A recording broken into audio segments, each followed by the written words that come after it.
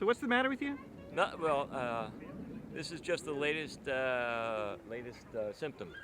All right, so what do you have here? This is a cannon, and it's called a 6-pounder because it shoots a cannonball that weighs 6 pounds.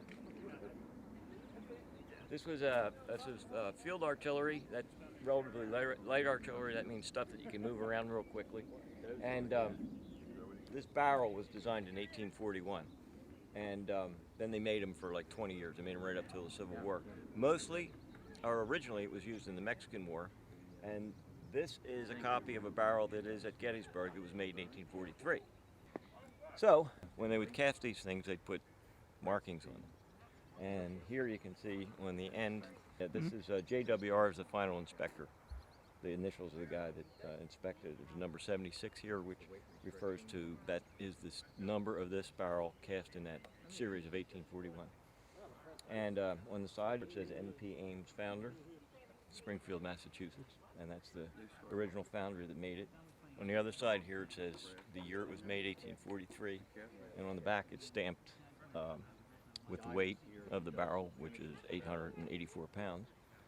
And U.S. here, United States, and so that identifies it. Anyway, these things were about the only thing they had at the beginning of the Civil War, and so at like Battle Bull Run, they had a bunch of these, and they were just starting to use bigger guns then. But the bigger guns rapidly replaced these because the new technology, they could handle the bigger guns and make them fairly light, and they were more effective than these.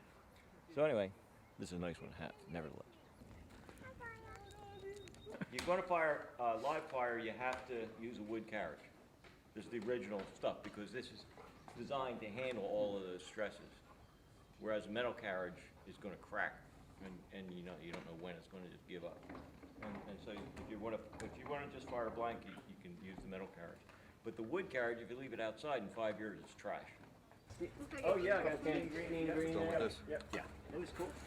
Okay, this is double wrap of aluminum foil, and the powder is put in there, and will be loaded in the front end of the cannon, and then a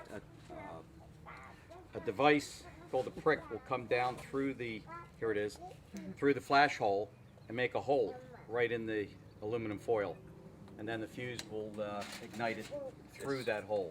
All right, let's load and fire. Okay, carefully placing the powder bag in the muzzle. It's rammed home with the rammer. Okay, get the cardboard in here. Bob, would you hand me that cardboard? Not one. This is just for blank rounds. It's you don't generally do this, but the black powder needs compression to perform correctly. Okay, right through the touch hole. It's going to pierce the bag. It did, it did before. All right, then you hook this thing. This is the friction primer we looked at a little while ago. Okay, everyone stand back, please. Okay. Ready to fire! Fire! Holy Moses! Holy Moses! Whoa!